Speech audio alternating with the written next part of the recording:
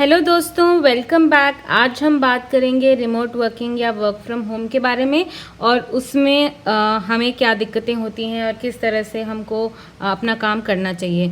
तो कहते हैं, आपने ये कॉमन पाई चार्ट देखा होगा। कम्युनिकेशन के 3 प्रकार होते हैं। कहते हैं कि 55% जो है कम्युनिकेशन, मतलब जो भी चीज़ आप सामने वाले को समझाना चाहते हो उसका 55% जो है वो बॉडी लैंग्वेज के थ्रू होता है। मतलब कि हम किस तरह के एक्शंस कर रहे हैं, हम किस तरह का चेहरा बना रहे हैं, क्या हम आई कांटेक्ट मेंटेन कर रहे हैं, इस तरह की चीज़ों से 55% बात कम्युनिकेट हो जाती है सामने वाले बंदे को। 38% जो है वो वॉइस और टोन से होता है। अगर आप चिल्ला रहे हैं तो बंदा समझ जाता है सामने वाला कि आप गुस्से में हैं। अगर आप हंस के बात कर रहे हैं तो बंदे को लगता है आप सीरियस नहीं हैं। इस तरह से आपके वॉइस के वॉल्यूम से, टोन से, आपकी स्पीड से, उन चीज़ों से बंदा आपकी बात समझ जाता है। और सिर्फ 7% है शब्दों से। मतलब जब भी आप आगे वाले को कोई चीज़ समझाना चाहते हैं तो सिर्फ 7% आपकी वर्ड से बात कम्युनिकेट होती है। बाकी पूरा काम बॉडी लैंग्वेज, वॉइस और टोन कर जाती हैं। लेकिन आपने नोटिस किया होगा कि जब हम वर्क फ्रॉम होम करते हैं तो ये दोनों चीज़ें तो निकल ही गई, क्योंकि आधे से ज़्यादा वक्त हम लोग वीडियो कॉल नहीं करते। और मान भी लीजिए अगर हमने वीडियो कॉल कर भी दिया तो उसमें भी कैमरा क्वालिटी की वजह से, लाइटिंग की वजह से बहुत सारी बॉडी लैंग्वेज की ऐसी कुछ चीज़ें हैं जो कम्युनिकेट नहीं हो पाती। मैं आपको एग्जांपल देती हूँ। अगर आप किसी को परफॉर्मेंस अप्रेजल दे रहे हैं और अगर बंदे को गुस्सा आ रहा है तो सामने बैठा हो तो हमें पता चलता है कि इसका चेहरा लाल हो रहा है, कान लाल हो रहे हैं, पसीना आ रहा है, तो इसको ये बात अच्छी नहीं लग रही। लेकिन वीडियो कॉल में यही सारी छोटी छोटी डिटेल्स नोटिस करना बहुत ज़्यादा मुश्किल है, बिकॉज कैमरा क्वालिटी या बहुत सारी ऐसी चीज़ों की वजह से, चेहरा पास ना होना, दूर होना, ऐसी सब चीज़ों की वजह से आप बॉडी लैंग्वेज को नोटिस नहीं कर पाते। वॉइस और टोन आप फिर भी नोटिस कर सकते हैं, क्योंकि एक वो ऐसी चीज़ है जो बंदा सुन पाता है। तो आप देख सकते हैं कि एक वीडियो कॉल में, रिमोट वर्किंग एनवायरनमेंट में, वर्क फ्रॉम होम के सिचुएशन में या वॉइस कॉल में, कॉन्फ्रेंस कॉल में आपका 50% का ही कम्युनिकेट हो पा रहा है। तो आपको इस सिचुएशन में आप क्या करेंगे? आप वर्ड्स को बॉडी लैंग्वेज से रिप्लेस करने की कोशिश करेंगे। मतलब जो 55% आपका मैसेज बॉडी लैंग्वेज से कम्युनिकेट होता था कि आप गुस्सा हैं, आप खुश हैं, आप इस बात से अग्री कर रहे हैं, नहीं कर रहे हैं, आप कंफर्टेबल नहीं हैं, ये सब चीज़ें आपको अभी शब्दों में से रिप्लेस करना है। तो आप देख सकते हैं कि पहले अगर लैंग्वेज पे जो आपकी पकड़ है वो अगर इतनी इम्पॉर्टेंट नहीं थी, तो आज के दिन पे आज वो सबसे ज़्यादा इम्पॉर्टेंट है। और बहुत बार ऐसे होता है कि ऑफिस एनवायरनमेंट में हम लोग इंग्लिश में बात करते हैं और अगर हम इंग्लिश में कंफर्टेबल ना हो तो हमें लगेगा कि हम आधी बात ही बता पा रहे हैं, बाकी आधा तो रह ही गया। तो इस सिचुएशन में आपको अपनी लैंग्वेज पे, अपनी वर्ड्स की यूसेज पे काफ़ी ज़्यादा ध्यान देना चाहिए। अगर पहले आपको लगता था कि आपकी जो लैंग्वेज है, इंग्लिश लैंग्वेज है, वो इतनी अच्छी नहीं है लेकिन आगे वाला बात समझ जाता था, आप अभी उस बात पे और गौर करें और ये देखें कि इस सिचुएशन में आपकी लैंग्वेज कितनी कम पड़ रही है। अगर पढ़ रही है तो मैं सजेस्ट करूंगी कि आप इंग्लिश प्रैक्टिस करें, आप अपनी कॉन्फिडेंस को बढ़ाएं और इस तरह से आप इंश्योर करें कि आप जो है अपनी बात आगे वाले को कह के ही मानें। दूसरी एक और प्रॉब्लम मैं बताती हूँ कि मैंने पहली बात बता दी कि वर्ड्स को हमें ज़्यादा यूज़ करना पड़ेगा अपनी बात समझाने के लिए।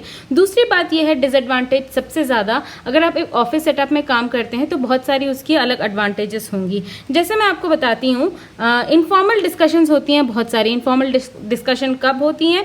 जब आप लंच के लिए जाते हैं साथ, कॉफ़ी के लिए जाते हैं साथ, मीटिंग्स के लिए साथ मिलके जाते हैं, टाउन हॉल के लिए जाते हैं, कोई बर्थडे सेलिब्रेशन हो उसमें आप लोग साथ जाते हैं, कभी कभी वॉशरूम्स में भी काफ़ी कॉन्वर्जेशंस हो जाती हैं, क्लाइंट ऑफिस से वापस आते वक्त आप लोग साथ बात कर सकते हैं, किसी की पर्सनल अचीवमेंट है, किसी की शादी है, किसी के घर में बच्चा हुआ है, इन सब सिचुएशंस में भी आप कोलीग्स के साथ इनफॉर्मल बातें करते हैं। इससे ये होता है कि वर्क रिलेटेड ही नहीं, नॉन वर्क रिलेटेड भी आपके जो कोलीग्स हैं वो आपसे आपकी उनसे फ्रेंडशिप हो जाती है। तो अगर आपको कोई छोटी से छोटी चीज़ पूछनी हो तो आप झिझकते नहीं हो, क्योंकि आप उनको इनफॉर्मल बेसिस पे जानते हो।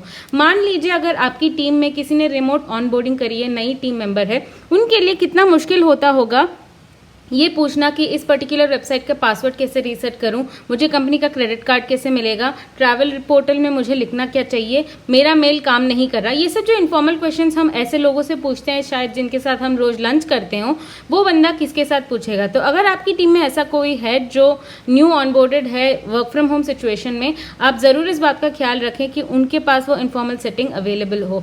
और आगे जाते जाते आप ये भी ध्यान रखें कि आपकी जो इनफॉर्मल सेटिंग है वो खराब ना हो। जिन लोगों के साथ हम रोज काम नहीं करते, उन लोगों के साथ रोज अगर हम लंच करते थे और उनके बेसिस पे हमें कंपनी के बारे में जानकारी मिलती थी, जैसे कि हमारी कंपनी ने इस नई कंपनी को अक्वायर किया है, हमारी कंपनी में अभी इस प्रकार का नया पॉलिसी आने वाला है, कंपनी की इस तरह से इंटरनल रिस्ट्रक्चरिंग होने वाली है, नया लीडर आने वाला है, नया लोकेशन खुलने वाला है, ये सब जो इनफॉर्मल इन्फॉर्मेशन आपको मिलती थी वो इन्फॉर्मेशन अभी आपको नहीं मिलेगी। इस वजह से अब मैं सजेस्ट करूंगी कि आपकी जो इनफॉर्मल फ्रेंडशिप्स थी ऑफिस में, आप उनको किसी तरह मेंटेन करें। और अगेन ये सब चीज़ें करने के लिए आपको दोबारा से उनको प्रोएक्टिवली, मतलब खुद से डायरेक्ट कॉल करना पड़ेगा। पहले ऐसे होता था कि कॉरिडोर में कोई जा रहा है, आपकी उनसे बातचीत होती थी, आप वाटर भरने जाते थे, कॉफ़ी लेने जाते थे, वहाँ पे आपकी उनसे बात होती थी। हम जानबूझ के उठ के जाके लोगों से बात नहीं करते थे, बातचीत करने के लिए टाइम अलग से नहीं रखते थे। अगर आप अपना कैलेंडर अभी देखेंगे तो हो सकता है हर सेकेंड के बाद आपकी मीटिंग्स हैं, पूरा कैलेंडर चौको ब्लॉक है, तो आप इनफॉर्मल कॉन्वर्जेशन कब करेंगे।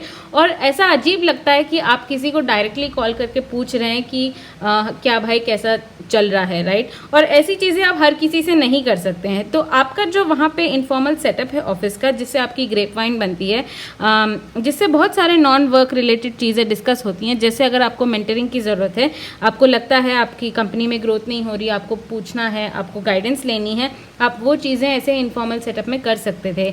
बहुत सारी ऐसी चीज़ें हैं, जैसे कि अगर आपको कोई टफ सिचुएशन है, आपको समझ नहीं आ रहा किस तरह से रिएक्ट करना है, कौन सा मेल भेजना है, कैसे रिप्लाई करना है, यूजुअली हम इन इनफॉर्मल नेटवर्क्स से पूछ के गाइडेंस लेके हम उस सिचुएशन को हैंडल करते थे।